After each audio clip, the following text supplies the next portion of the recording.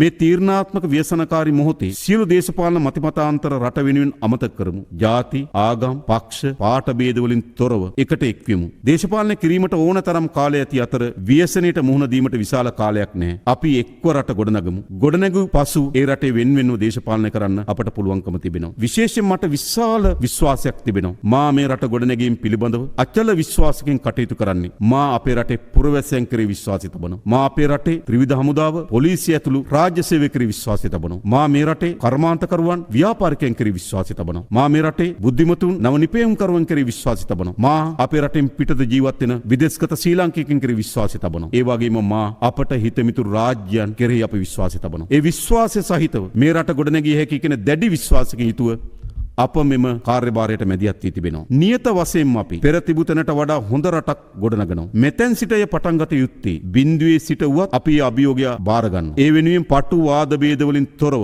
සියලු දෙනාට මේ සාමික ප්‍රයත්නට එක්වන්න අපි ආරාධනා කරනවා. ජාතික හා ජාත්‍යන්තර වැඩපිළිවෙලක් ඔස්සේ මනා සම්බන්ධීකරණයකින් යුතුව කටයුතු කරමි. හෘද සාක්ෂියට අනුවම අපේක්ෂිත අරමුණු ඉටු කර ගැනීමට කැපවීම කියා මා ඉල්ලා සිටිනවා. ඕනෑම අන්ධකාරයක ආලෝක ඇති බව අප විශ්වාස කරනවා. මේ අඳුරු දිනයන් පහව යන බවත් අප විශ්වාස කරනවා. එනිසා අප එකාවන්ම නැගී සිටිමු. මේ කඳුළු සලන පාරාදීසය සුවපත් කරමු. දීප්තිමත් දිවයිනක් ගොඩනගමු. සියලු දෙනාටම තෙරුවන් සරණයි.